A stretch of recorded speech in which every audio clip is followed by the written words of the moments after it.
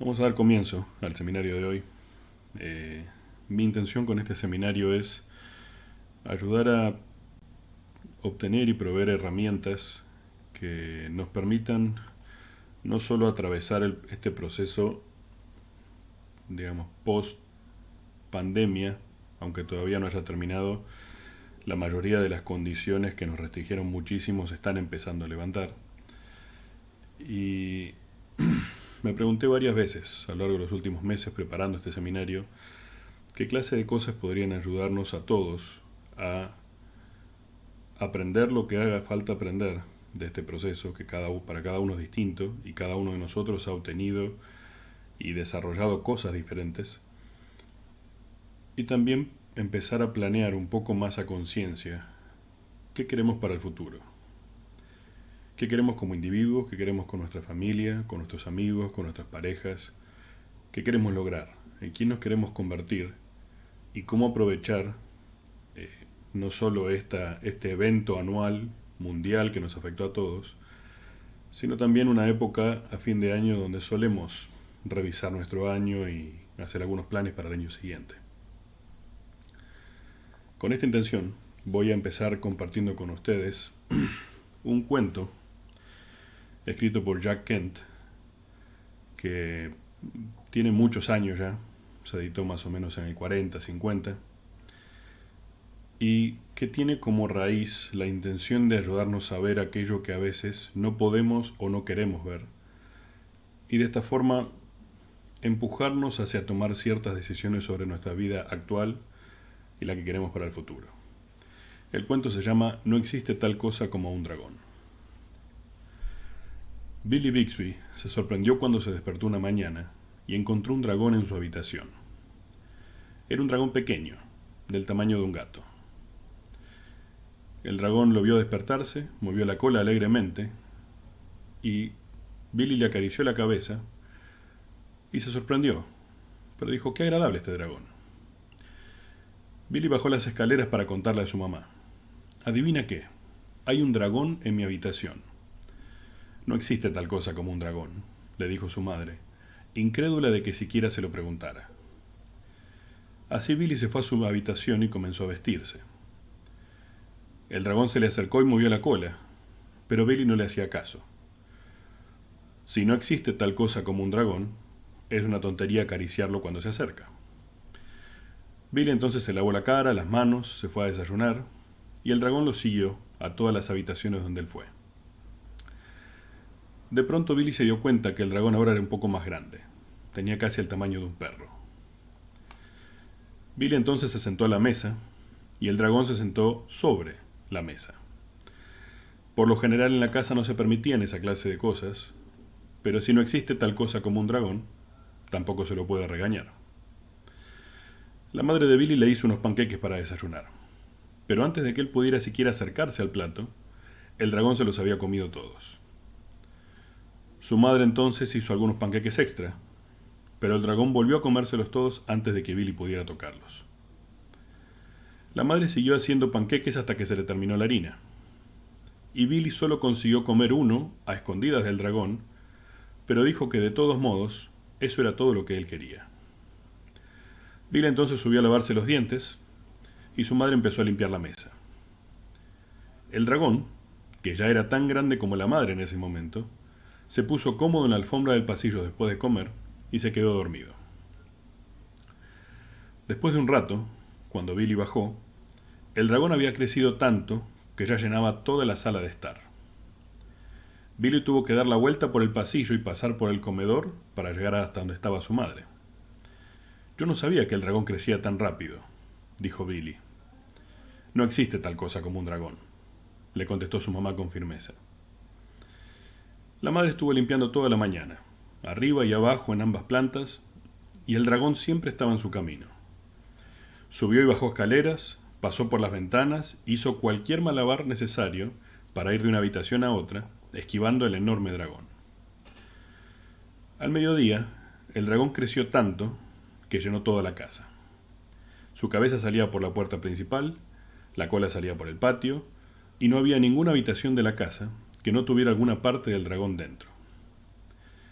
Cuando el dragón despertó de su siesta, estaba un poco enojado, pero vio pasar un camión de la panadería y el olor a pan recién hecho era más intenso de lo que el dragón podía resistir.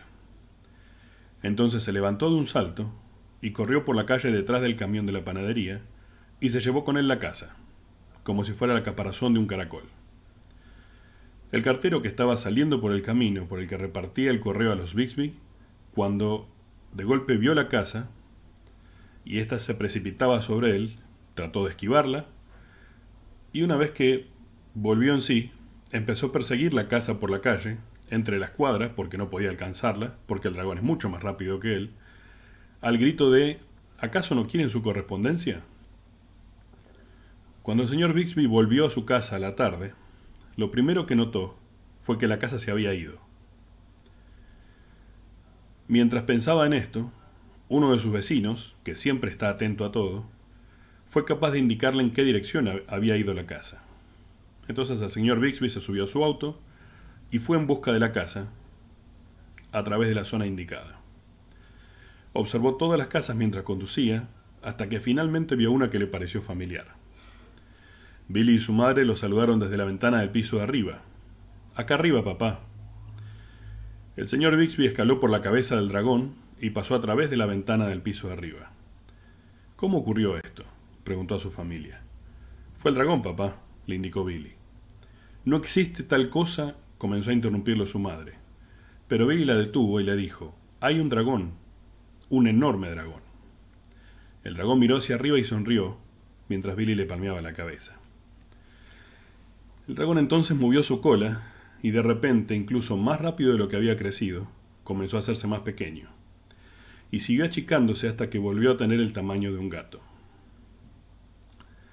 La madre de Billy sostuvo al dragón en su regazo y dijo: «No me preocupan los dragones de este tamaño. ¿Pero por qué tuvo que crecer hasta hacerse tan grande?».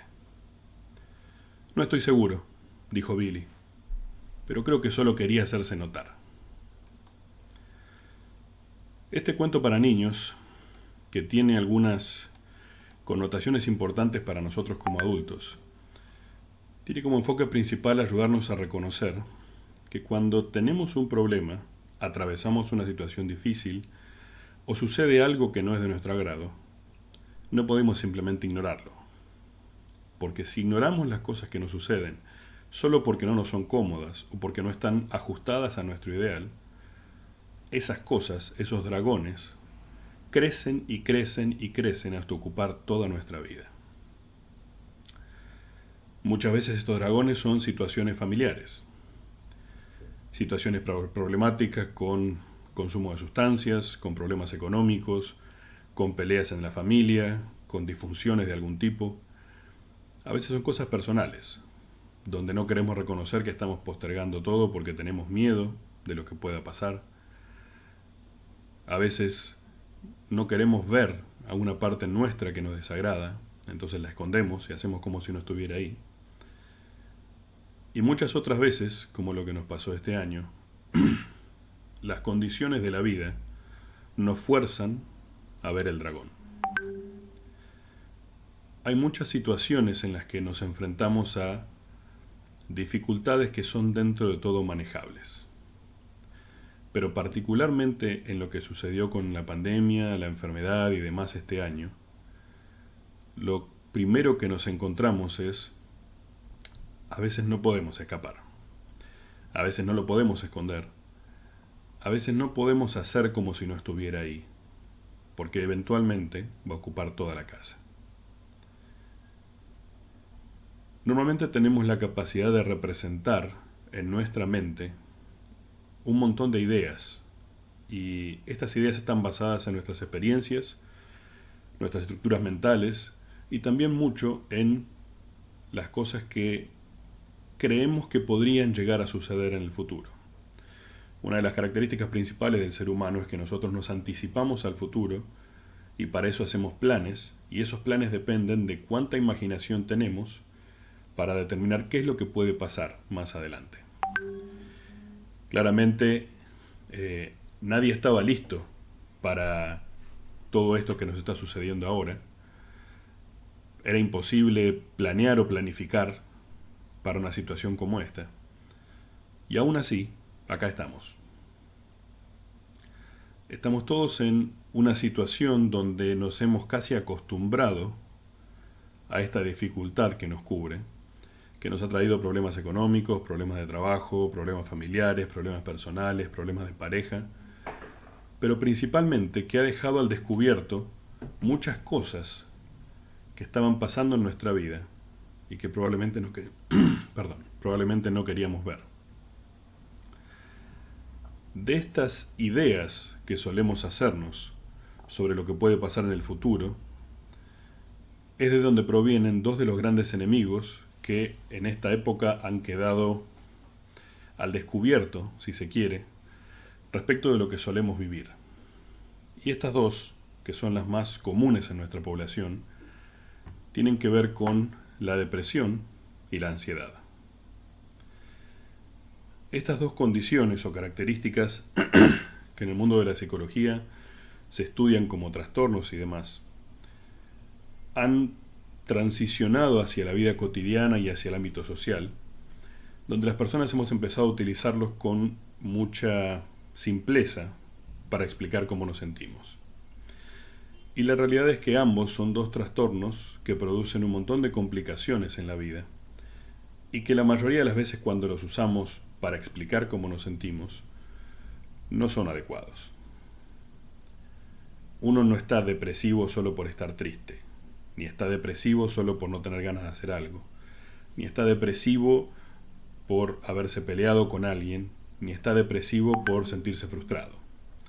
Todas estas cosas que nos suceden tienen mucho más que ver con sentimientos que nos toca atravesar y que como la única forma que el ser humano ha encontrado de gobernar o tener cierto control sobre su realidad es ponerle nombre a las cosas, tomamos estos nombres del ámbito psicológico y los utilizamos en nuestra vida cotidiana. Ahora, ¿qué son estas dos cosas? La depresión tiene mucho que ver con una consideración nihilista respecto de la vida. El nihilismo es esta característica que ciertas personas utilizan para ver la vida, donde todo es inútil, inservible, y como vamos eventualmente a morir, no tiene ningún sentido hacer ninguna cosa mientras estemos vivos. Entonces los esfuerzos no son insuficientes, las cosas que nos gustan son insuficientes, las personas que nos rodean son insuficientes, porque empezamos a sentir que, como de todos modos me voy a morir, ¿para qué esforzarme? Y esta certeza de la muerte conlleva la concepción de que nuestros esfuerzos son inútiles, porque no podemos cambiar el fin en sí mismo. Como no podemos trascender la muerte por nuestros propios medios, entonces muchas veces empezamos a darle permiso a nuestra mente de pensar que no vale la pena hacer el esfuerzo. ¿Para qué si eventualmente esto se va a acabar? Esto produce que caigamos en una espiral que nos lleva directo a un abismo de miseria y de dolor. Porque cuando todas las cosas que suceden en nuestra vida no tienen sentido porque eventualmente vamos a morir, inmediatamente nos sentimos miserables y sentimos dolor porque nos gustaría poder darle un significado y una relevancia a las cosas importantes de la vida, pero nos chocamos con esta idea de que no vale la pena. Literalmente esta frase, no vale la pena, nos hace pensar que las dificultades que tenemos que afrontar y la forma en que podemos hacerlo, igualmente nos dan como último fin la muerte. La depresión es una enfermedad o un trastorno que lo que produce en las personas es llevarlas al límite mismo de su capacidad para disfrutar y soportar cosas, asumiendo que lo que nos pasa constantemente no tiene solución. ¿Por qué? Porque la muerte no tiene solución. Entonces esto nos empieza a quitar los deseos de hacer casi cualquier cosa. Empezamos a dejar de encontrarle sentido a ir a trabajar, a estudiar, siquiera comer, a hacer cosas que normalmente nos gustaban. Y todo esto es incremental. Ahora, ¿cómo hago para vencer esta clase de sentimientos que en épocas como la que nos toca atravesar salen a flote porque nos enfrentan directamente con la realidad de que la muerte es algo que no podemos vencer por nuestra cuenta? La única forma que he encontrado hasta ahora como herramienta para hacer esto, especialmente con mis pacientes, es a través de algo que llamé la acción transformadora forzada. Cuando tenemos estos pensamientos y estos sentimientos de que nada vale la pena, que no vale la pena hacer el esfuerzo, todas estas son ideas generadas por nuestra mente enfocada en que la única cosa que es inevitable es la muerte, y por ende, todo lo que hagamos en el medio no vale la pena. Ahora, cuando nosotros elegimos obligarnos a hacer cosas que transformen estos sentimientos, tenemos la capacidad a través de las acciones de reactivar el cuerpo y retomar el control de la mente. Al principio va a costarnos, porque como mencionaba, la acción transformadora al principio es forzada. Tenemos que obligarnos a hacer, aún sintiendo que eso que hagamos no vale la pena. Y a través de este proceso, empezamos a ganarle la pulseada a lo que nuestra propia mente nos presenta. Junto con esto, la otra pata de lo que la mayoría de nosotros ha estado experimentando a lo largo de este tiempo de pandemia es la ansiedad. La ansiedad en sí misma no es claramente un trastorno ni una enfermedad, sino que es una característica de nuestra mente cuando empezamos a reconocer que no podemos tener control sobre el futuro. Podemos planear, podemos armarnos de valor, podemos llenarnos de ideas, pero en sí no podemos predecir lo que va a suceder. El hecho de no poder conocer ni controlar lo que viene inmediatamente genera en nosotros un sentimiento de temor. Y este temor empieza a ser más constante porque imaginamos todas las cosas que podrían salir mal o que podrían fallar de estos escenarios que nos planteamos para prepararnos para el futuro. Cuando uno empieza a pensar que si yo hago ciertas cosas en pos de obtener ciertas otras, muchas cosas complejas y difíciles van a pasar en el medio que me lo van a evitar, empiezo a sentir ansiedad por no poder controlar esas cosas que van a pasar en el futuro, pero que todavía solamente están creadas por mi mente. Son solamente imaginarias. La falsa idea que solemos tener respecto del control sobre la mayor parte de nuestra vida nos hace creer que si no tuviéramos este control no podemos seguir adelante. Entonces nos anclamos en ese miedo y asumimos que estos peores escenarios que imaginamos van a suceder.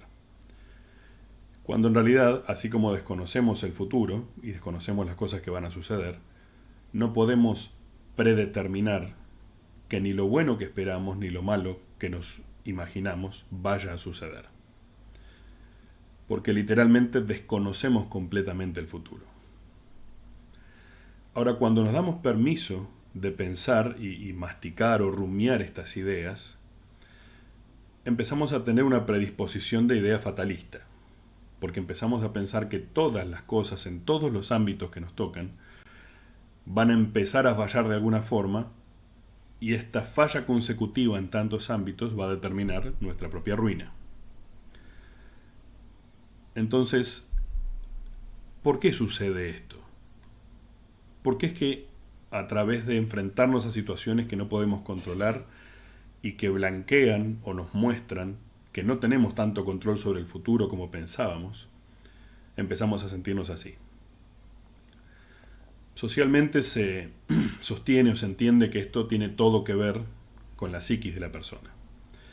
Y la realidad es que nos olvidamos que hay un gran componente biológico que está predeterminado en nuestros cerebros y que no nos deja hacer otra cosa a menos que nosotros la elijamos. El proceso que sucede en el cerebro cuando empezamos a rumiar estas ideas fatalistas de que las cosas que hacemos pueden terminar mal y que esas cosas van a desencadenar cosas peores y que voy a perder el control de lo que está pasando y que no voy a poder administrarme de forma tal que pueda superarlo, lo que hace es despertar una porción de nuestro cerebro que se llama la amígdala cerebral. La función de la amígdala cerebral es, entre muchas otras cosas, controlar la respuesta de huida o pelea. Normalmente cuando estamos totalmente conscientes de lo que hacemos y pensando y elaborando, estamos utilizando la parte frontal del cerebro. El lóbulo prefrontal se encarga justamente de las ideas lógicas, la resolución de problemas y un montón de otras cosas que tienen que ver con lo que hacemos de forma consciente. El problema es que cuando sentimos miedo o cuando sentimos que nos enfrentamos al peligro, nuestro cerebro inmediatamente activa esta amígdala cerebral y le da el control de lo que está sucediendo.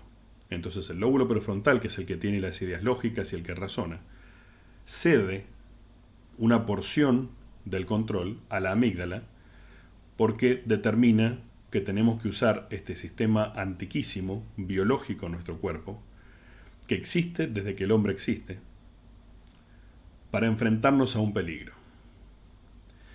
Ahora, ¿cuál es el problema? Esta amígdala cerebral no puede diferenciar los peligros reales del exterior o del interior del cuerpo con las ideas o la predisposición de nuestra mente a generar posibles peligros imaginarios.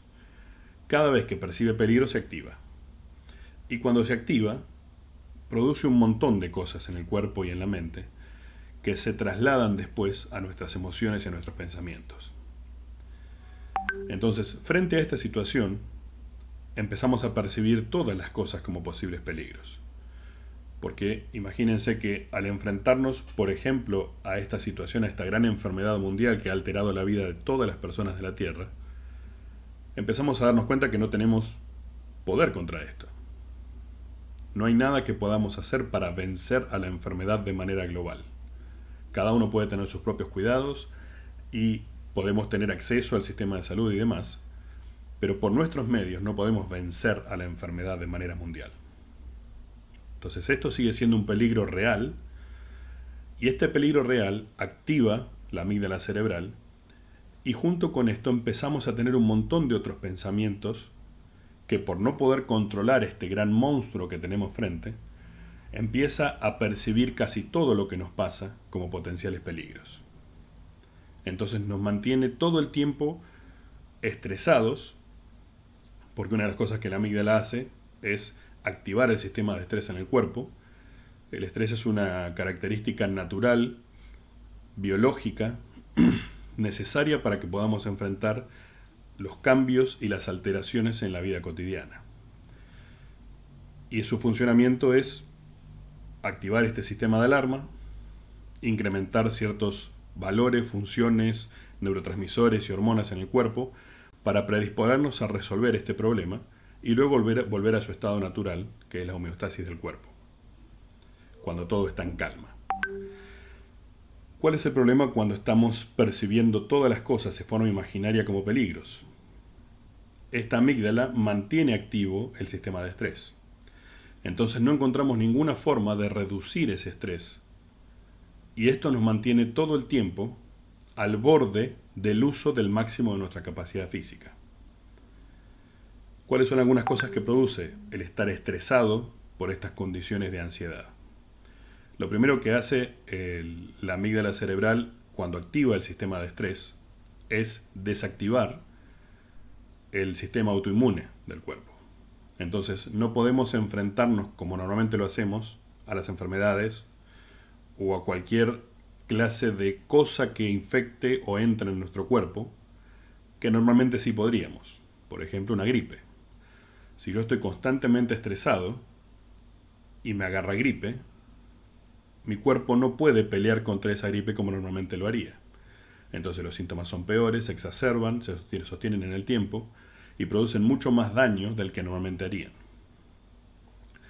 Otro de los sistemas del cuerpo que se desactiva cuando estamos estresados y ansiosos es el sistema digestivo. Por eso cuando estamos estresados nos cuesta más digerir la comida, nos cae mal algunas cosas que normalmente no nos hacen daño y a veces sentimos o mucho hambre que nos parece insaciable o nada de hambre y dejamos de comer.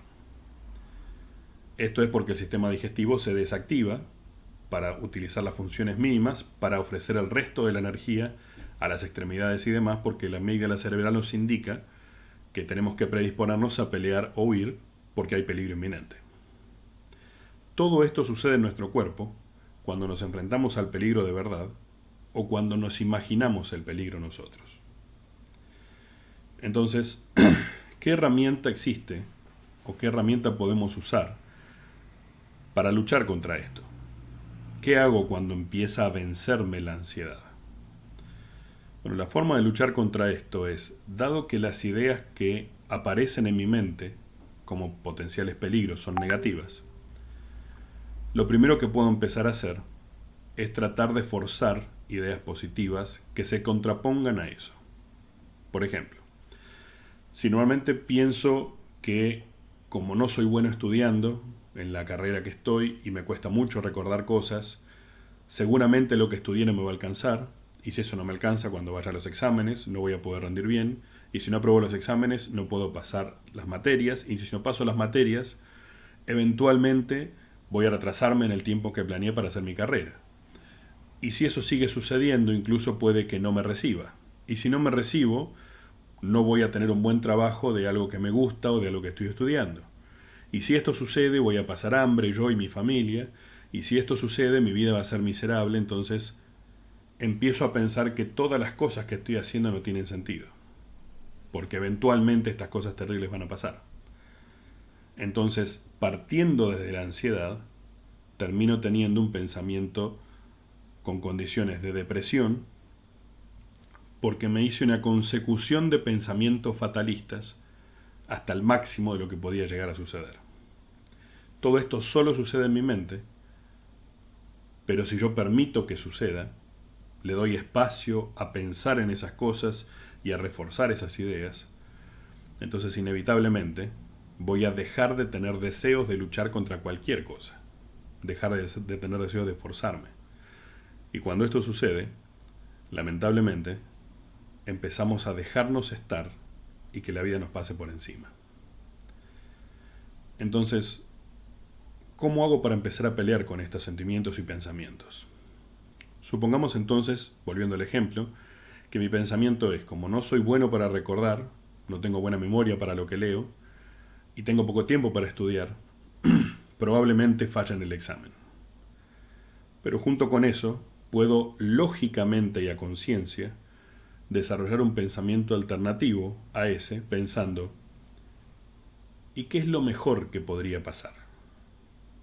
El escenario original es el peor, y en general aparece como un pensamiento intrusivo, no es algo que generamos a conciencia por gusto, sino que aparece en nuestra mente, porque estamos percibiendo todo como peligro.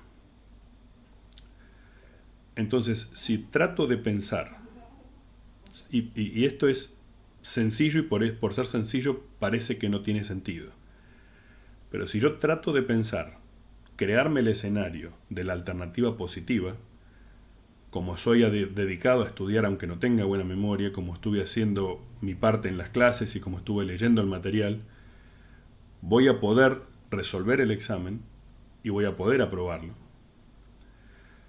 La competencia entre estas dos ideas lo que hace es por lo menos desactivar la sensación inminente de peligro.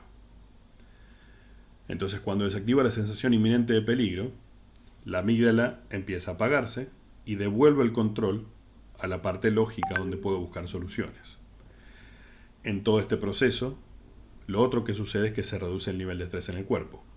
El cortisol, que es la hormona que produce el estrés, empieza a fluir en menor cantidad en sangre. Entonces ya no estoy predispuesto a pelear contra un peligro que yo mismo inventé, sino que empiezo a buscar alternativas para solucionar aquello que me preocupa.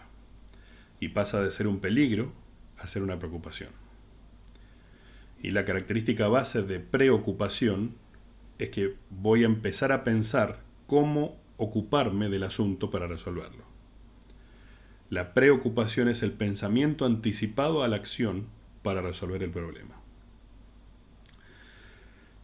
Otra de las cosas que he visto que está sucediendo mucho a muchas personas en este proceso, y de nuevo, no es que la pandemia o la enfermedad de forma masiva haya generado estas cosas. lo que la pandemia hizo fue poner en evidencia a los dragones que no queríamos ver. Fue poner en evidencia un montón de características y condiciones que por el peligro real inminente se exacerban de forma tal que empiezan a ser un problema verdadero para nuestra vida. Pero las personas que hoy están atravesando las sensaciones de ansiedad constante ya tenían un poco de esto antes, pero lo iban acomodando con su vida cotidiana, así como el dragón cuando era chiquito y no molestaba. Ahora, el hecho de enfrentar un peligro real y además de eso empezar a pensar los peores escenarios posibles, exacerbó un montón esa sensación de ansiedad y esos pensamientos fatalistas de forma tal que entonces me encuentro con que ya no puedo lidiar solo con esto. ¿Cuál es otra de las consecuencias que ha traído toda esta sensación y estas connotaciones de la ansiedad y la depresión en nuestras vidas hoy? Muchas personas están atravesando sentimientos de vacío, sentir que sus sentimientos como que los dejan, como que se rompen, como que sus relaciones no son lo que ellos creían, como que todo lo que los rodea deja de verse tan colorido y brillante y empieza a verse un poco más gris. Empezamos a tener sentimientos que tienen relación directa con aquello que nos duele. ¿Cómo hago para luchar con esa clase de sentimientos? La primera herramienta es enfocarme en avanzar en algo relevante en mi vida. Algo que me haga sentir bien por un lado y que sea parte de algo superior por el otro. Por ejemplo, si estoy empezando a sentirme así, empezando a sentirme vacío, como que nada me importa, nada me entretiene, una de las cosas que puedo hacer es enfocarme en mejorar en mi trabajo. Decir, tengo trabajo, pero me gustaría poder hacer más. Me gustaría tener un puesto mejor, me gustaría tener mayor ingreso. ¿Qué cosas puedo hacer para mejorar en mi trabajo? Y enfocarme en eso. Otra cosa que es muy útil es empezar proyectos nuevos. Decir, bueno, siempre quise o siempre tuve ganas de hacer tal cosa y hasta ahora no lo hice. Bueno, para luchar con estos sentimientos de vacío, empezar a ponerme a hacer eso. Otra de las herramientas muy útiles que he visto que mucha gente está tratando de usar es el hacer ejercicio. Y el hacer ejercicio va desde caminar hasta hacer una rutina de CrossFit. Todo es ejercicio. Lo más importante de este proceso es que el hacer ejercicio conlleva que la hormona serotonina se empiece a segregar en el cerebro. Y una de las funciones de la serotonina es producirnos la sensación de calma, como que podemos atravesar lo que nos está pasando, como que no estamos en peligro. Algo que sí he visto que muchos hacen y que no solo nos sirve, sino que empeora las situaciones, constantemente buscamos distraernos. Para no pensar en esto que me está haciendo mal, o en esto que me produce estos sentimientos negativos, o en esto que me hace sentirme vacío, trato de distraerme, de hacer cosas que me mantengan con la cabeza ocupada. Y el problema es que esto no soluciona nada, porque estos pensamientos y sentimientos lo único que hacen es congelarse unos minutos hasta que termine esta actividad con la que me estoy ocupando, y luego de eso aparecen otra vez. Lo único que hago es retrasar el sentimiento de vacío y evitar enfocarme en las cosas importantes o relevantes ahora. Y a estos sentimientos, como mencionaba antes con todo lo que tiene que ver con la depresión, se los vence con acciones. Y estas acciones normalmente tenemos que esforzarnos al principio a hacerlas para luego acostumbrarnos a desarrollarlas. Entonces, ¿qué actividades me ayudan a salir de esta sensación de vacío o incluso de sentirme ansioso o inútil o que no soy capaz?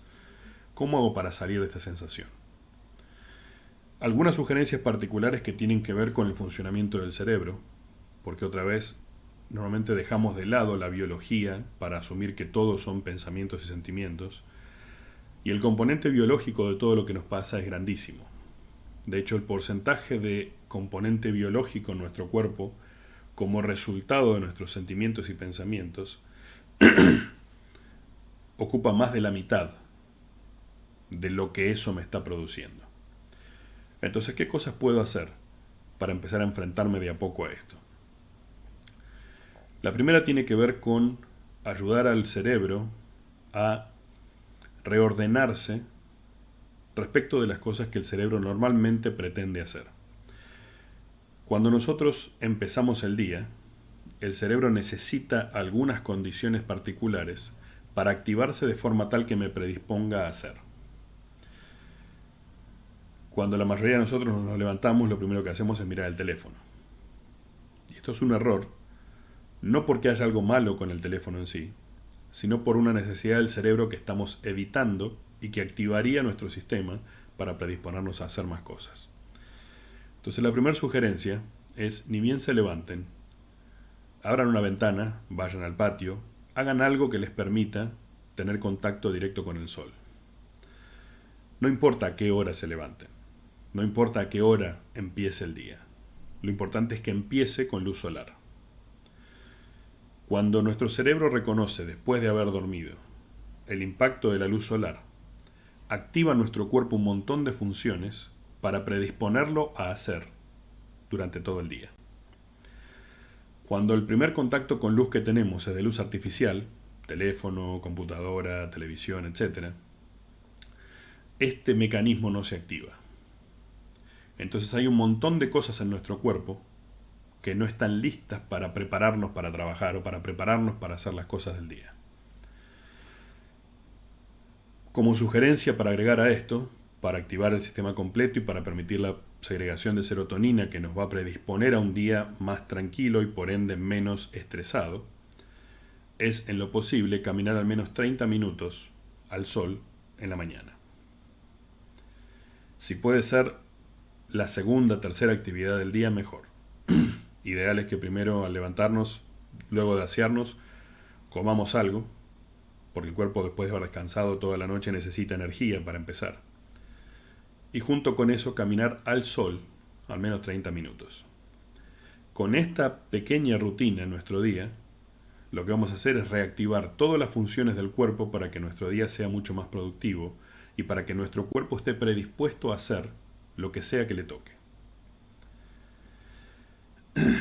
Junto con eso, otra hormona que necesitamos para funcionar correctamente y para estabilizar el estrés es la oxitocina.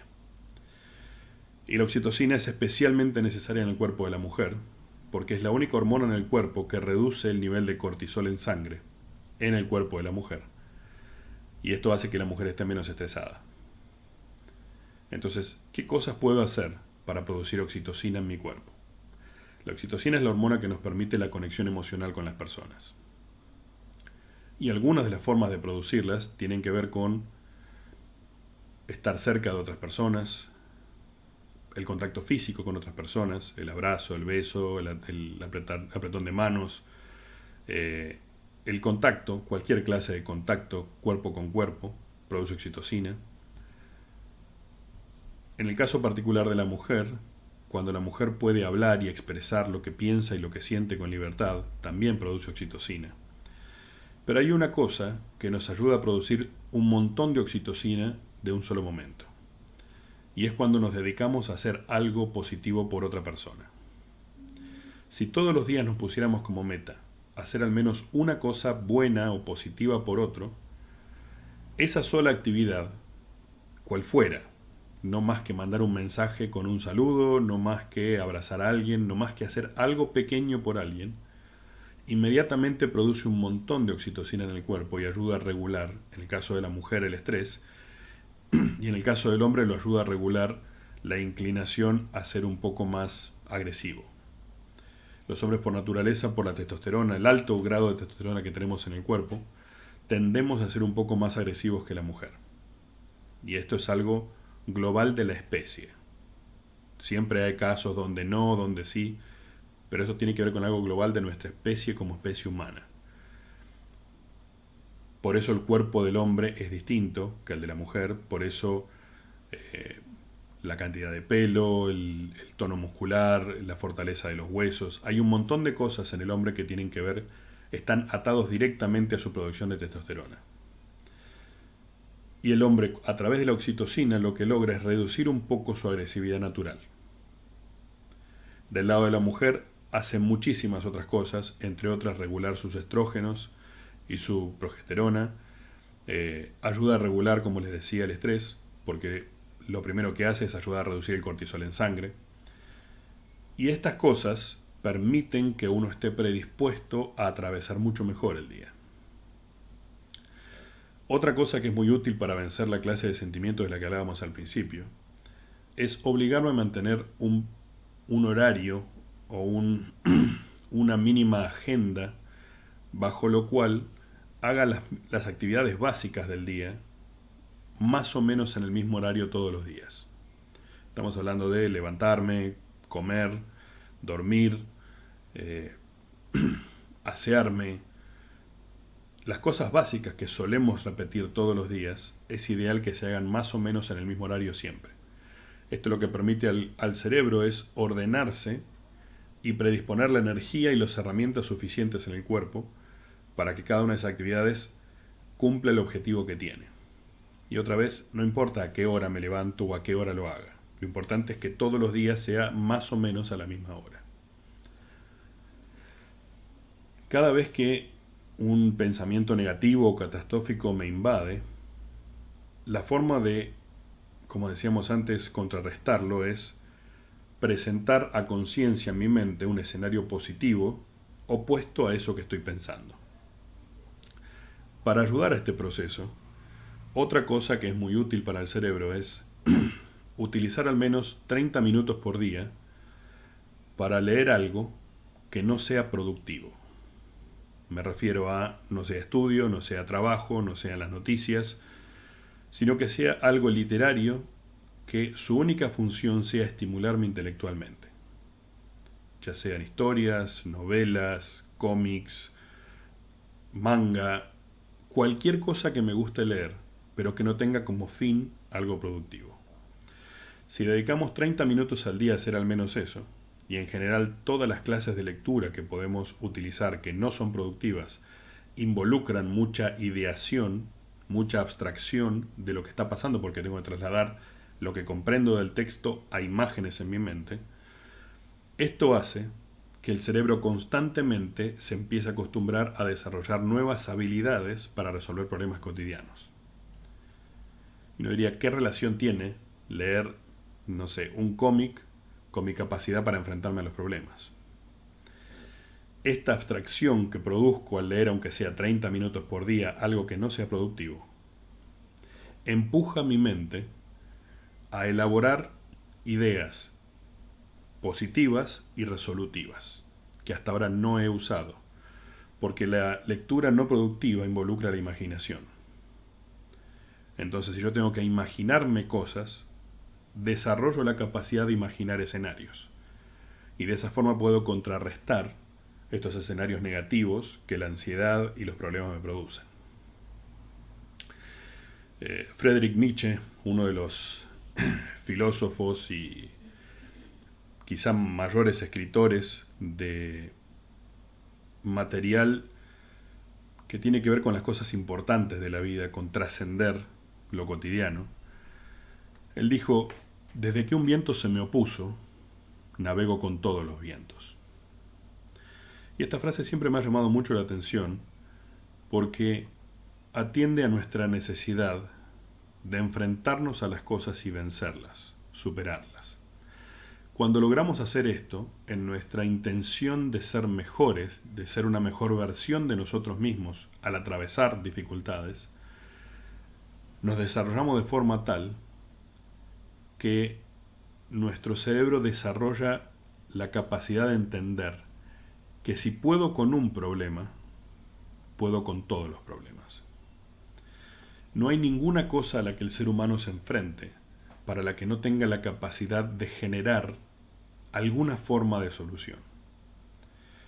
A veces, como mencionaba, los problemas son más grandes que nosotros. Nos enfrentamos a la naturaleza, por ejemplo con esta enfermedad masiva, y más allá de que no podemos vencer a la naturaleza, así como no podemos gobernar una tormenta o detener un huracán, hay cosas que sí podemos hacer para resguardarnos, para cuidar de los nuestros, para enfrentar estas situaciones, y el hacer esto constantemente nos ayuda a mantenernos vigorosos mentalmente para enfrentar la vida.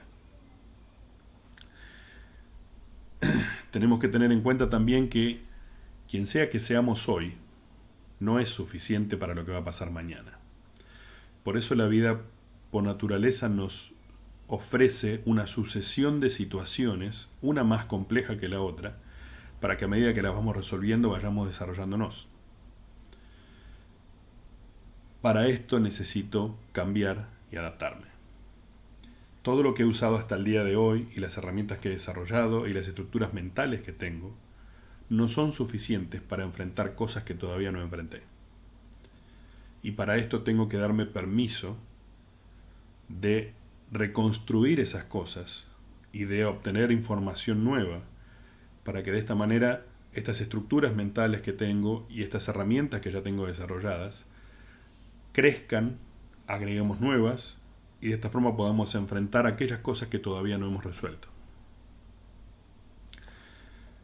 La razón por la que la mayoría de las personas no logra desarrollarse y explotar su verdadero potencial es porque a lo largo de la vida nos ha sucedido que nos han hecho saber, personas, la sociedad, las instituciones, nuestros padres, nuestros hermanos, nuestros amigos, nos han mostrado que hay ciertas cosas de nosotros que ellos consideran indeseables y que por eso no deberíamos mostrarlas. Por ejemplo, cuando los padres quieren que sus hijos se ajusten a un sistema durante la niñez para sociabilizar en el colegio, hay cosas que les enseñan y les dicen que no deberían hacer o no deberían mostrar. Y normalmente nuestro sistema tiende a normalizar a las personas para que seamos todos más o menos parecidos. Y justamente lo que nos hace importantes o relevantes en una sociedad como individuos son aquellas cosas que nosotros tenemos y el resto no. Entonces, a veces estamos tan avergonzados o incluso tenemos miedo de usar estas cosas que las escondemos y las negamos como si no fueran parte nuestra. Como si nosotros no fuéramos tan distintos a los demás. Y la realidad es que hasta que no nos enfrentemos a esas cosas y no las gobernemos de alguna manera, no vamos a lograr convertirnos en nuestra mejor versión. Porque para ser mi mejor versión, yo tengo que aceptar todo lo blanco, lo negro y lo gris que hay en mí. Y una vez que acepté eso, tengo que empezar a decidir qué hacer con eso. ¿Cómo cambio para convertirme en la mejor versión de mí mismo? ¿Y cómo me doy permiso de mostrar esa versión de mí mismo que he desarrollado hasta hoy en los ambientes sociales en los que me manejo? ¿Cómo hago para mostrarle al mundo quién soy sin tener miedo o vergüenza de eso? Y con este fin, desarrollé un ejercicio que voy a compartir con ustedes ahora y que voy a poner a disposición de los que me quieran contactar a través de la dirección de email de la que estamos transmitiendo, porque entiendo que a veces nos falta alguna clase de guía para llegar a donde queremos llegar. Al ejercicio que les voy a presentar ahora lo denominé la elección de vida. Y la función de este ejercicio es que podamos plantearnos qué cosas necesitamos hacer, cambiar, adaptar, mejorar en nosotros y de qué clase de gente necesitamos rodearnos para obtener la mejor vida posible que podamos imaginar. El inicio de este ejercicio incluye escribir una autobiografía, no hace falta que sea un libro, ya sea en papel o en digital, cada uno tiene sus preferencias al respecto, pero la intención de esto es que escribamos los eventos y situaciones que consideramos más importantes en nuestra vida y que sentimos que definen quiénes somos hoy. Este ejercicio puede llevar un tiempo, pero la idea es que empecemos con algo, le demos estructura y en base a eso empecemos a trabajar. Y si a través del proceso encontramos mejores herramientas o encontramos más información de nuestro pasado o de lo que somos, lo agreguemos a esa biografía. Una vez que tenemos esta biografía escrita, que puede ser una carilla o pueden ser 60, depende de lo que cada uno quiera escribir sobre sí, nos vamos a ver enfrentados a un montón de cosas de nuestro pasado que son agradables y un montón que no. Es importante que escribamos ambas, porque todo lo que ha sucedido a lo largo de nuestra vida predeterminó quiénes somos hoy. Así como todo lo que elijamos de ahora en adelante va a predeterminar mi yo del futuro. Una vez que hago esto, el paso siguiente sería determinar qué tengo que hacer yo para cuidar de mí de la misma forma en que cuido de los demás.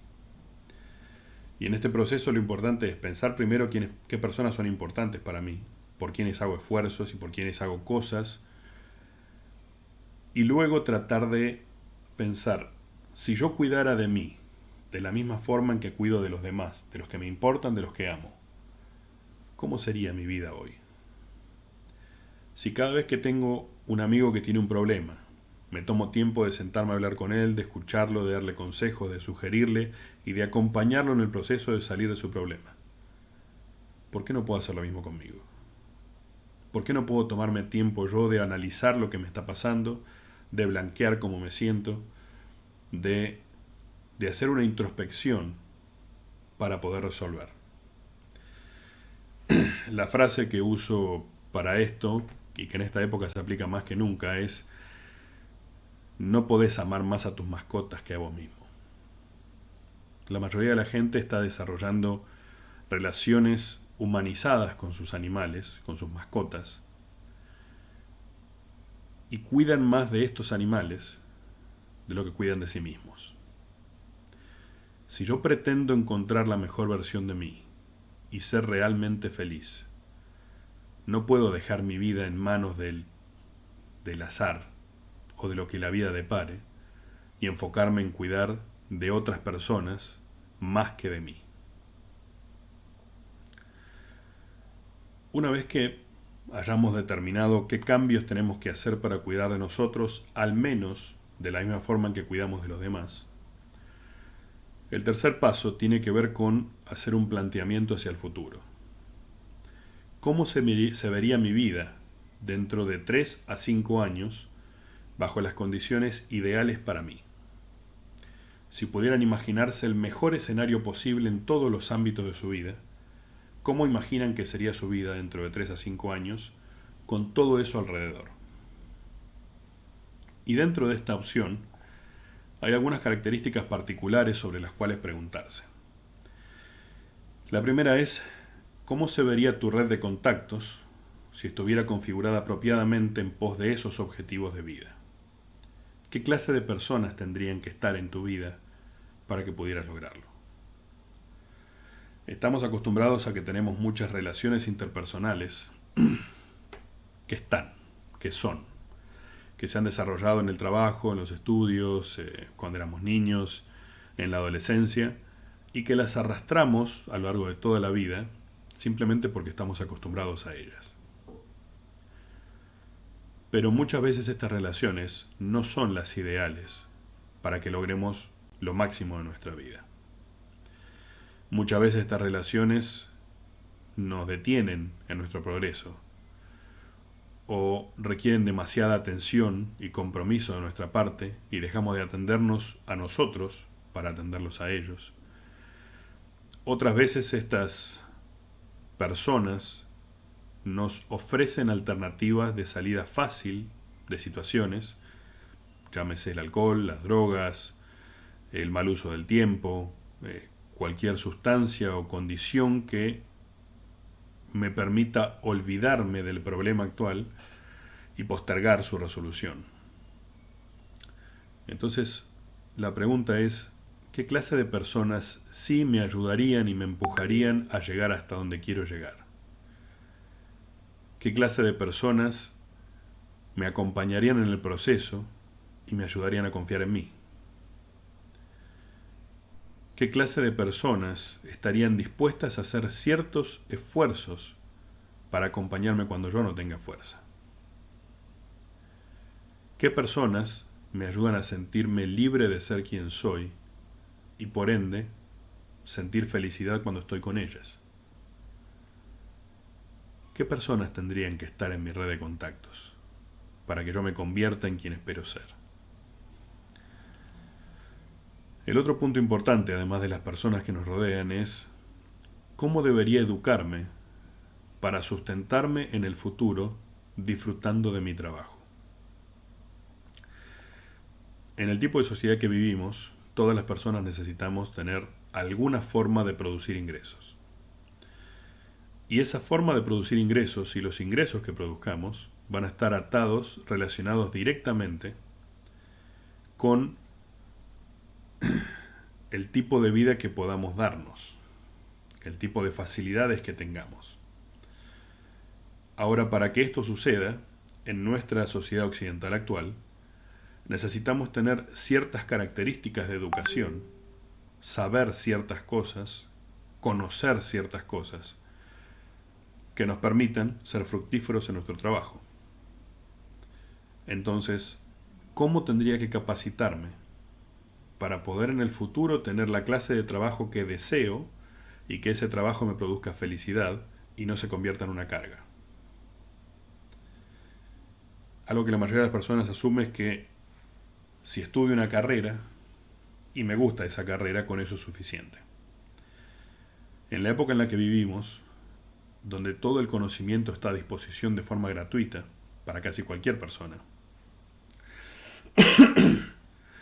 la condición base de poder disfrutar de las cosas de la vida y ser productivo y tener una buena estabilidad económica están asociadas a seguir aprendiendo siempre. No alcanza con haber estudiado una carrera o no. No alcanza con saber algún oficio. Para poder adaptar estas estructuras mentales de las que les hablaba al principio y adaptarlas a las necesidades que vayan surgiendo a lo largo de nuestra vida, necesitamos seguir aprendiendo siempre. No importa si es en una institución donde se dé educación académica o no.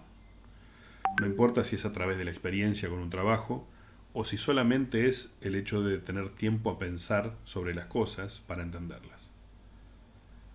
Necesitamos aprender constantemente para poder ser fructíferos en el futuro. Y el último punto de esto que hablábamos ahora tiene que ver con las relaciones de pareja. ¿Qué clase de relación de pareja necesitaría para ser feliz? Y dentro de esta opción hay algunas cosas que tenemos que tener en cuenta. Primero, mucha de la atracción que sentimos, como mencionaba al principio, tiene un enorme componente biológico del que no somos conscientes. Existe un proceso en el cuerpo que genera ciertas hormonas, conocidas como feromonas, que producen lo que sería, entre comillas, un olor particular de cada persona. Y ese olor particular, esas feromonas, llevan en sí la información de todo nuestro ADN. Mucha de la atracción que sentimos por las personas tiene que ver con que cada persona tiene en su nariz ciertos mecanismos que le permiten sentir ese olor que, entre comillas, es inoloro, basado en lo que solemos conocer como olor, pero que al ser absorbido por nuestra nariz, el cerebro lo decodifica para determinar si el ADN de la otra persona mezclado con el mío produciría una mejora en la especie. Esto tiene mucho que ver con las teorías evolutivas, no la evolución según Darwin, sino las teorías evolutivas de la adaptación del ser humano a las distintas épocas. La razón por la que hoy en día vivimos como vivimos y tenemos las condiciones y las características y la tecnología que tenemos tiene que ver con que hemos ido mejorando nuestra propia raza a través de la mezcla de ADNs compatibles que producen una mejor descendencia. Entonces, una parte importante de nuestra atracción está atada a estas feromonas.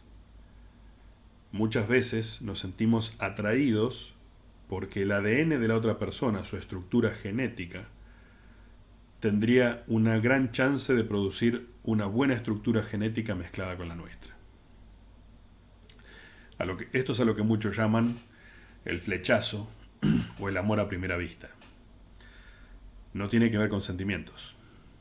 Ni siquiera tiene que ver con la atracción natural lógica, de decir, bueno, a mí me gustan las personas de tal estructura física o con tal característica. Tiene que ver con que nuestro cerebro leyó y asimiló y determinó, antes de que pudiéramos siquiera poner el pensamiento, que nuestro ADN mezclado con el ADN de la otra persona va a producir una mejor descendencia. Por ende va a mejorar la raza humana. Una vez que nos enfrentamos a esto, es importante determinar entonces qué cosas me atraen conscientemente de otras personas. Y en este proceso otra cosa que olvidamos es que nuestra atracción también tiene un componente inconsciente, por las cosas que vivimos, por la forma en que fuimos socializados por nuestros padres o nuestro ambiente familiar, por nuestras características particulares de carácter, por las buenas o malas experiencias que hayamos tenido. Entonces, un gran componente de aquello que yo necesito para ser feliz muchas veces no se encuentra en las estructuras que yo ya tengo formadas. Por ejemplo, si cuando era chico no tuve la posibilidad de tener un padre presente, ya fuera porque falleció, porque no fue pareja de mi mamá cuando ella quedó embarazada, porque trabajaba mucho tiempo, porque no tenía las condiciones o características para relacionarse con sus hijos, o por la razón que fuera,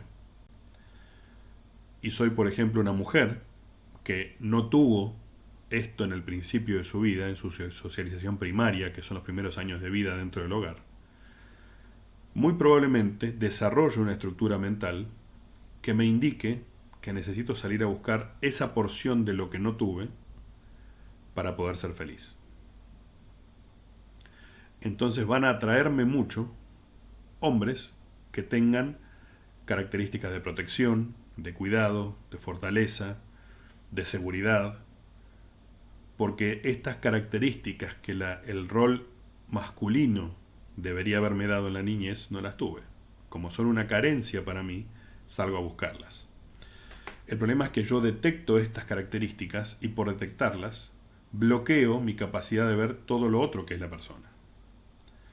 Entonces me meto de cabeza en esa relación por sentir que tiene lo que me hace falta y me encuentro después con que la relación falla y se rompe porque no pude ver todo lo demás que tenía esa persona, que no era compatible conmigo y que por ende no iba a acompañarme a ser feliz.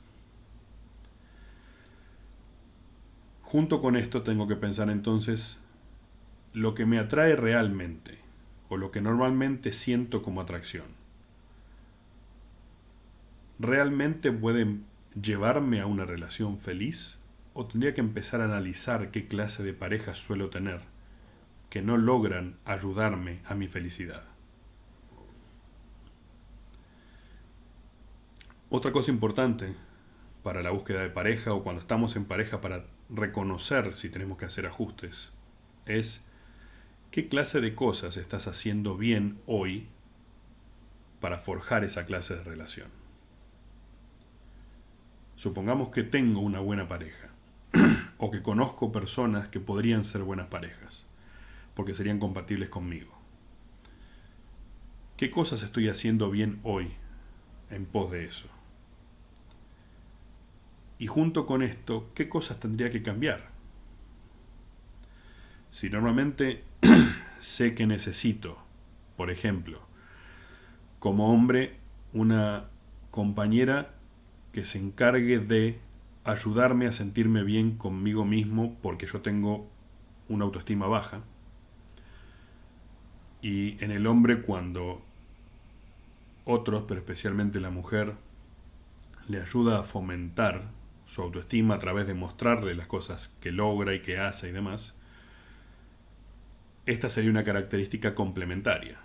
Como yo, siendo hombre, no tengo esta capacidad natural, buscaría esto en una mujer que me ayudara a progresar de esta manera.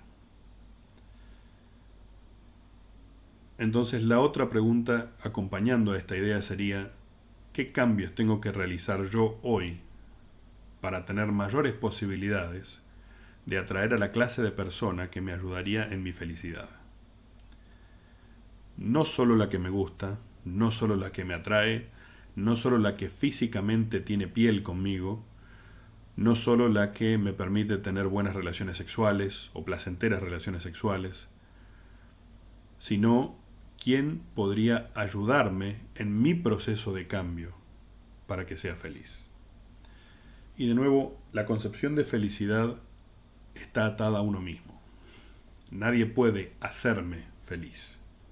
Ninguna pareja de la tierra tiene la capacidad de hacerme feliz si yo no soy feliz por mi cuenta. La función de la pareja es incrementar esa felicidad a través del compañerismo, de las cosas en común, del desarrollo constante. Una de las reglas o leyes que he estado estudiando tiene que ver con, naturalmente nos llama mucho la atención o nos atraen personas que son muy diferentes a nosotros. Y esto sucede porque el cerebro sale a buscar el complemento de lo que le falta. Biológicamente el cerebro quiere complementar para producir la mejor descendencia posible. Ahora, en este proceso nos encontramos con que si las personas que se ponen en pareja son demasiado distintas, eventualmente la relación de pareja se va a tornar extremadamente difícil. Entonces, la regla que he aprendido que funciona mejor para estos casos es, para estar en pareja y fomentar relaciones saludables, funcionales, necesitamos 60-40. 60 en común, 40% distinto. Si los porcentajes fueran distintos a esto, ya sea muchas más cosas en común o muchas menos en común, la relación de pareja se va a tornar difícil de sostener en el tiempo. Por esto es importante que empecemos a tratar de conocer quiénes realmente somos y qué es lo que realmente queremos. Esa es la función de todo este ejercicio.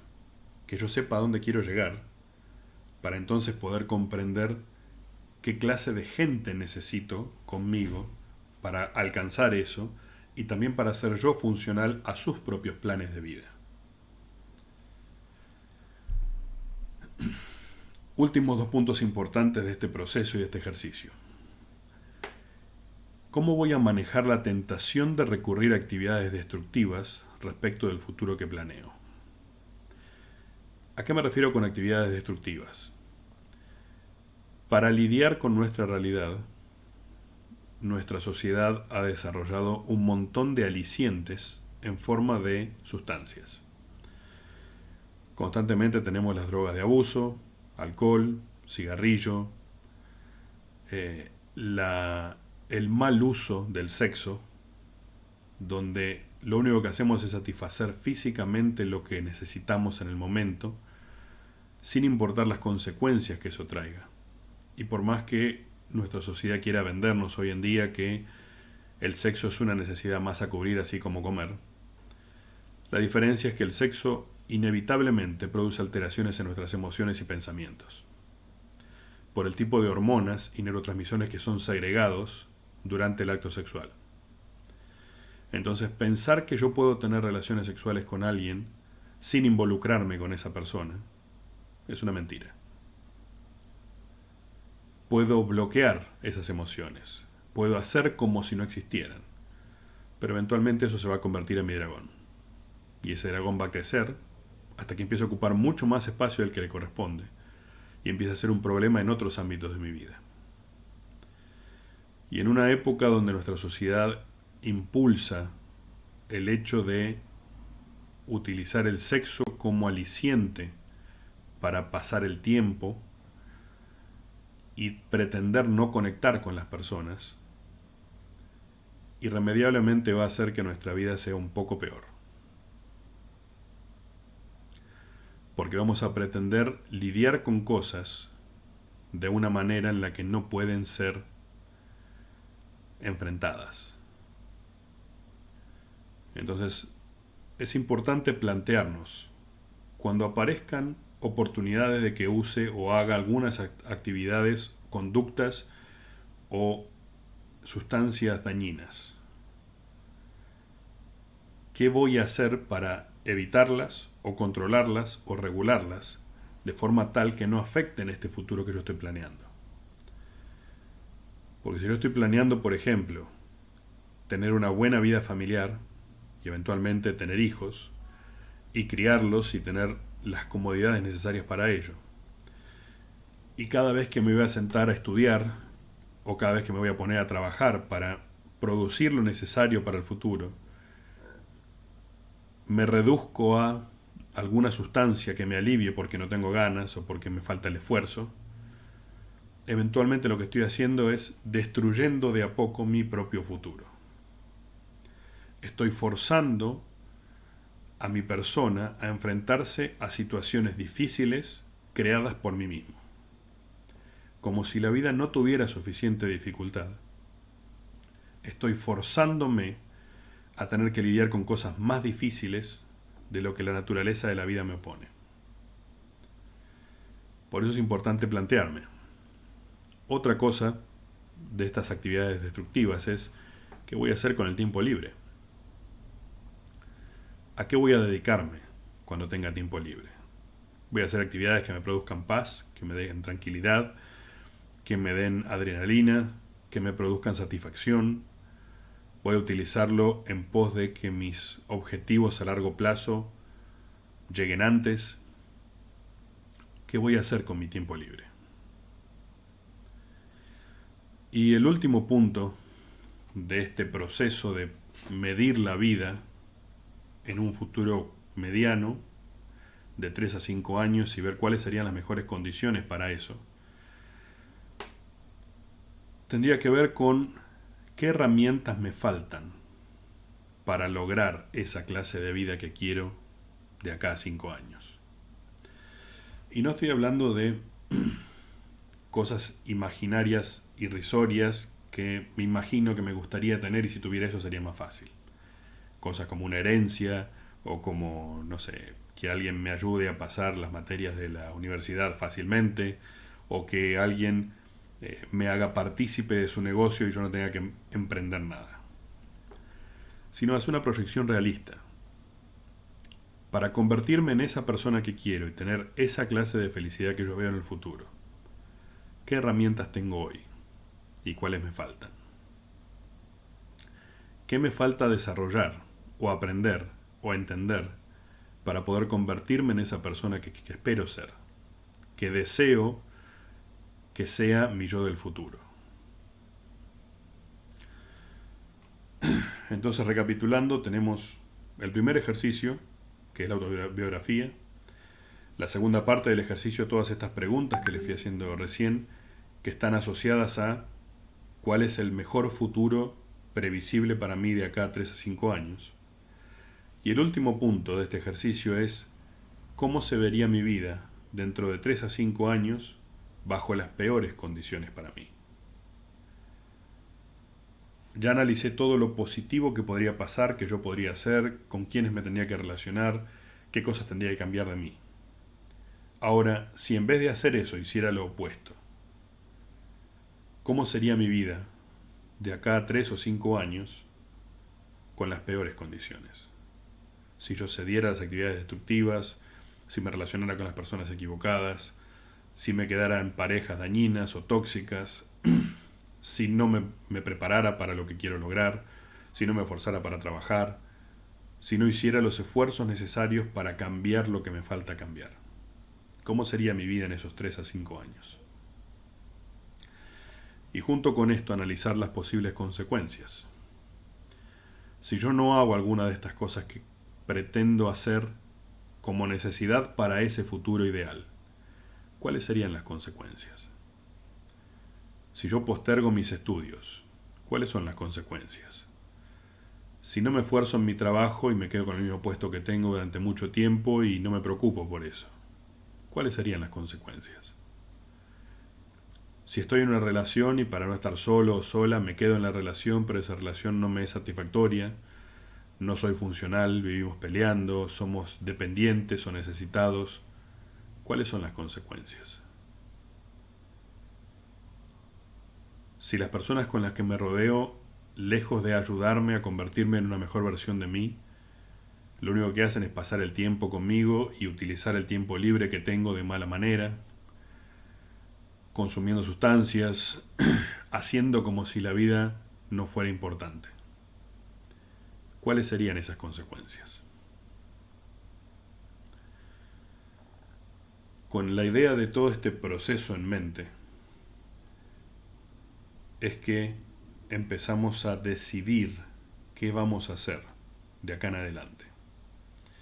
Y este ejercicio sirve para cualquier momento de la vida, pero quizá es más útil en esta época, donde estamos terminando el año, cerrando un año que fue atípico para todo el planeta, donde nos enfrentamos a cosas difíciles como raza humana y que pusieron de manifiesto cuántas falencias y necesidades no estamos cubriendo. Entonces te vuelvo a preguntar, ¿cómo sería tu vida de acá a 3 a 5 años bajo las mejores condiciones posibles para vos? Y todas estas ideas tienen que servirnos para mejorar lo que estamos haciendo hoy. Porque como mencioné al principio, lo que estamos haciendo hoy nos alcanzó hasta hoy. Pero para enfrentar las cosas que vienen, no es suficiente. Esto era un poco lo que tenía preparado para compartir con ustedes y abro el espacio ahora a cualquiera que tenga preguntas y quiera escribirlas en el chat. Como les mencionaba, lo que charlamos hoy lo tengo bosquejado en un archivo PDF que voy a poner a disponibilidad del que lo necesite.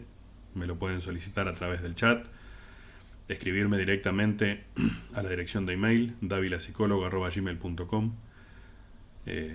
y son libres de utilizarlo como mejor les parezca. La idea de esto es justamente que sus vidas estén un poco mejor sabiendo qué cosas necesitan ajustar para que eso pase. Así que dejo el tiempo ahora para que ustedes vayan preguntando lo que tengan y si no hubiera preguntas, terminamos en unos minutos.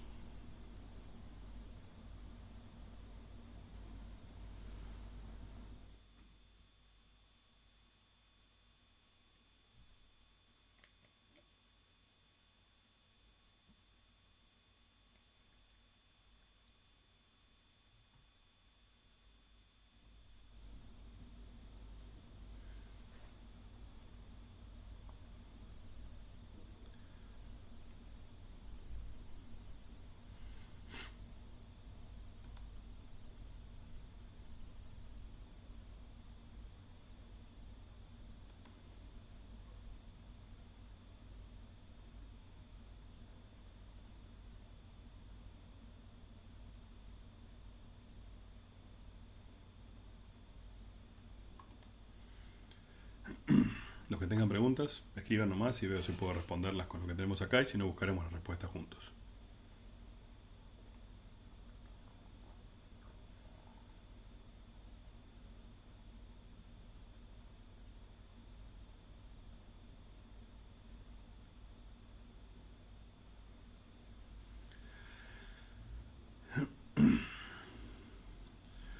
Bueno, Kiki pregunta, ¿cómo lidiamos con los sentimientos generados al plantear el peor escenario de acá a 3 o 5 años? Interesante pregunta. La idea de este ejercicio es poder hacer un contraste entre el mejor escenario y el peor para determinar cuáles serían las cosas que tendríamos que hacer para nunca llegar al peor. Pero si siendo el peor escenario generáramos o desarrolláramos los sentimientos de los que hablaba al principio, donde nos sentimos incapaces o donde la situación actual nos duele, donde nos sentimos ansiosos por no poder controlar ese futuro, la mejor forma de solucionar estos sentimientos es elegir qué hacer para que ese escenario negativo no suceda. Es un poco lo que hablábamos al principio respecto de la ansiedad.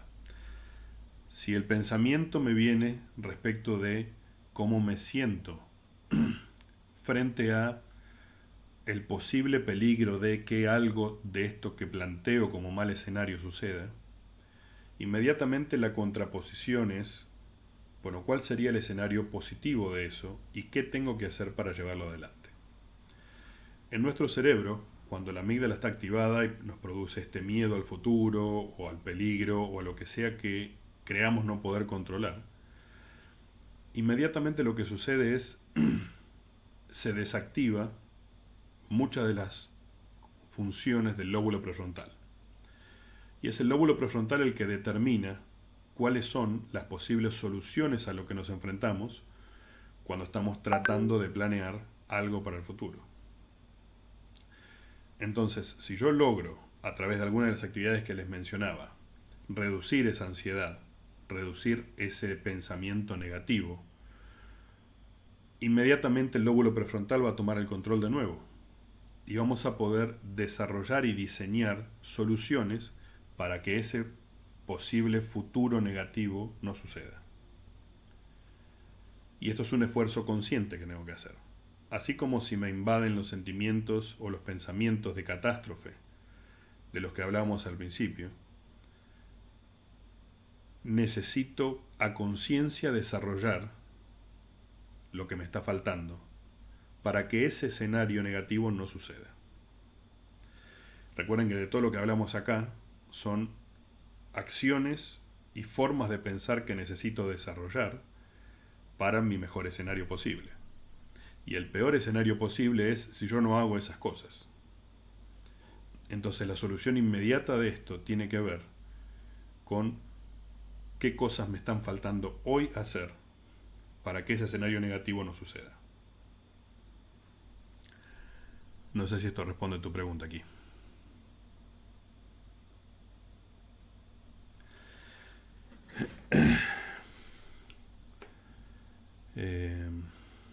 Otra pregunta que aparece es ¿cómo superamos ese sentimiento de miedo e impotencia por lo que a ellos les toca vivir? Cuando nos enfrentamos al dolor ajeno, que está lejos de nuestra posibilidad de resolución, muchas veces compartimos o hasta desarrollamos sentimientos similares por ver sufrir al otro, por ver que el otro no está pudiendo con lo que le pasa. Y la única forma que he encontrado hasta ahora, tanto en mi vida personal como en el trabajo con mis pacientes, es tengo que hacer algo al respecto. La sensación de tristeza por el dolor o por las situaciones ajenas siempre está relacionada con sentir que yo no puedo participar de la solución. Y el problema es que constantemente estamos pretendiendo solucionarle al otro esto para quitarle el dolor, cuando en realidad lo que necesitamos hacer es determinar dentro de mi esfera de acción y de control qué puedo hacer yo para ayudar a esa persona en el proceso, no para quitarle el problema o el dolor, sino para acompañar su proceso de salir adelante de ese agujero. La forma de hacer esto siempre tiene que ver con acercarnos y conectarnos con las personas que están sufriendo. A veces estas personas no están en condiciones de aceptar activamente la ayuda o la compañía. Pero ninguna persona que atraviesa situaciones difíciles en su vida y que siente dolor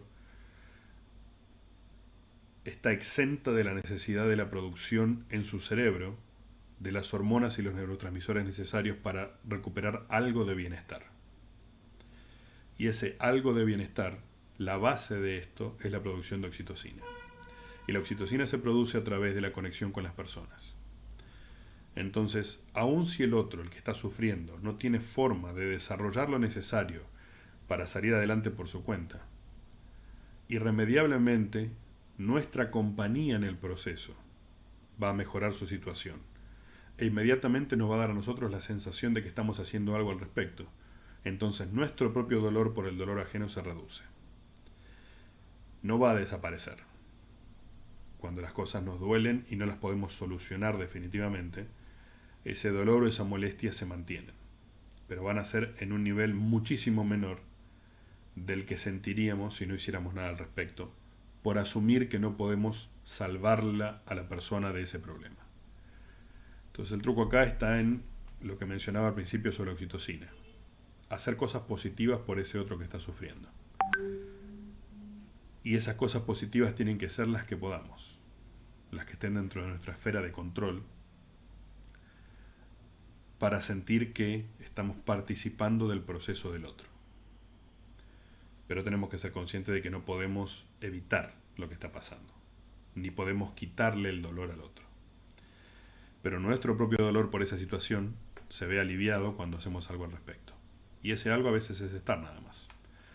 Es la llamada telefónica, es la visita para tomar mate, son los mensajitos un par de veces al día, es, no sé, mandarle algo que le gusta comer, es cocinarle algo, es jugar a algo juntos, ver una película, sentarnos a ver una serie, comentar lo que nos pasa. Las personas se alivian muchísimo con las cosas chicas de la vida cotidiana, más que con los grandes gestos. Aunque nosotros sintamos que que no tienen tanta repercusión, las cosas chicas que hacemos por los demás, biológica y psicológicamente, impactan muchísimo más fuerte de lo que creemos. Anto dice, al momento de buscar pareja, ¿en qué aspectos sería mejor que seamos distintos y en cuáles que seamos similares? La primera tiene que ver con, tengo que conocerme yo. Tengo que saber quién soy, qué cosas me gustan, qué cosas no, qué cosas me producen felicidad, qué cosas no, qué cosas me cuestan, cuáles son las condiciones y características en la vida cotidiana que yo quiero disfrutar en pareja. Hasta que yo no tenga eso claro, me va a ser muy difícil reconocer a las personas que tengan esas cosas que necesito. Y muchas veces no sabemos específicamente cuáles van a ser las distintas. Pero tenemos que tener clara una lista de ciertas cosas que son tan necesarias para nosotros, para nuestra felicidad cotidiana, que no las podamos negociar. Hay ciertas cosas que nosotros sabemos que sin eso no podemos ser felices con esa persona, sin importar cuántas otras cosas buenas tenga. Entonces lo primero sería, si lo quieren como un ejercicio práctico, escribir cuál es mi lista de las cosas que quiero en otras personas, cuál es la lista de las cosas que creo que necesito de otras personas en la relación de pareja, y como último punto de eso, cuáles de toda esa lista no son negociables. Entonces enfocarme en esas. Y cuando aparezcan situaciones en el proceso de generar la pareja que están dentro de las innegociables, justamente no negociar. No quedarme porque en realidad de cómo lo quiero y cómo la quiero y cómo me gusta.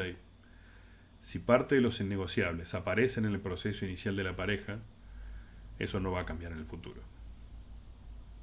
Entonces tengo que salir a buscar a otra persona. A alguien que tenga mis innegociables que me van a permitir por lo menos tener una pareja estable y feliz.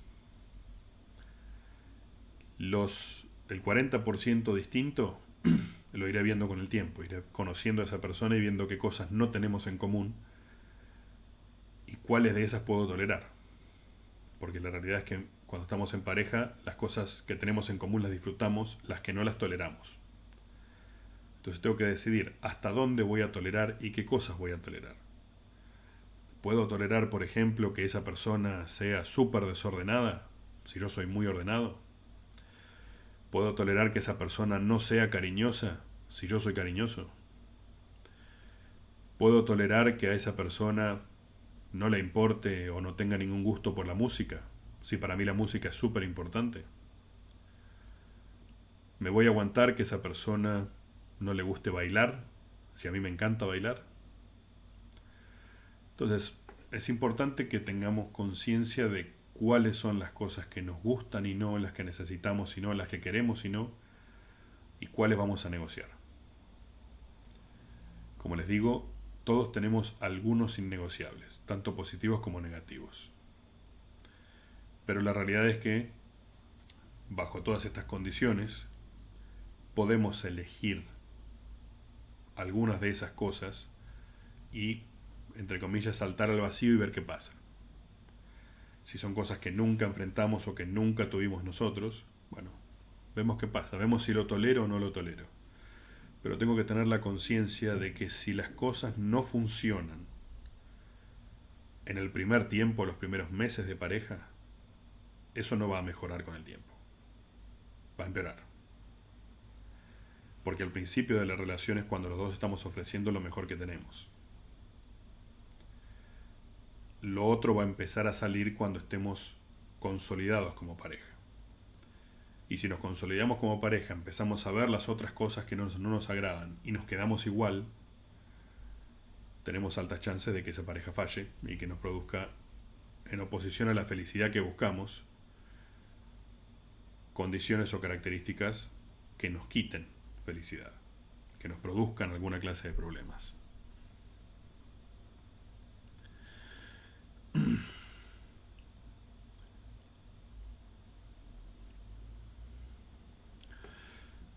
Guadalupe dice, ¿cómo puedo determinar si me fijé unos estándares demasiado altos o no realistas para encontrar una pareja?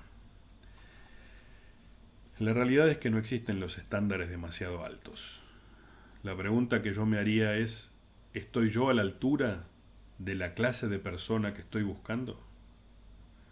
¿Estoy yo ofreciendo la cantidad y calidad de cosas que quiero del otro? ¿Le voy a alcanzar al otro como pareja si mi estándar y mi ideal es muy alto? Porque lo que sucede con esto es, nos enfocamos mucho en lo que queremos nosotros o lo que buscamos nosotros. Y nos olvidamos que el otro tiene que recibir algo equivalente. Más allá de que no planteamos las relaciones como un intercambio de, todas las relaciones interpersonales, especialmente la de pareja, tienen este equilibrio necesario de dar y recibir. Y si lo que yo tengo para ofrecer a esa clase de persona ideal que estoy buscando probablemente no le alcance, entonces primero tengo que trabajar conmigo. Tengo que convertirme yo en la clase de persona, de hombre o de mujer, que estarían a la altura de eso que estoy requiriendo del otro. Aún así, no por eso voy a congelar mi búsqueda de pareja hasta que me convierta en esa persona. Pero tengo que al menos tenerlo claro.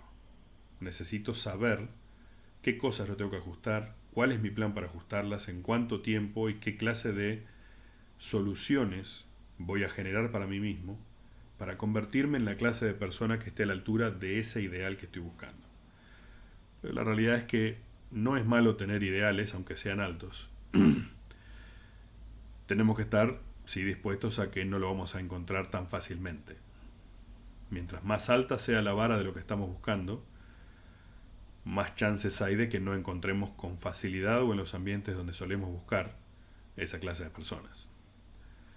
Lo otro que viene asociado a esta idea es, si normalmente encuentro la misma clase de personas en los mismos lugares donde suelo buscarlas, ¿por qué no cambio de lugar? ¿Por qué seguir buscando en un lugar donde solo encuentro esta clase de gente si yo quiero otra clase de gente? Si estoy buscando una pareja que, por ejemplo, ame la lectura y debería visitar más bibliotecas y menos bares. Si estoy buscando una persona que ame la música y debería visitar o buscar más en lugares culturales que fomenten la buena música y demás en vez de en un boliche. Tiene mucho más que ver con qué ofrezco yo y dónde salgo a buscar que con la dificultad del ideal en sí. Todos tenemos derecho a idealizar la clase de pareja con las características que nos gustarían. Pero después tenemos que estar a la altura de eso.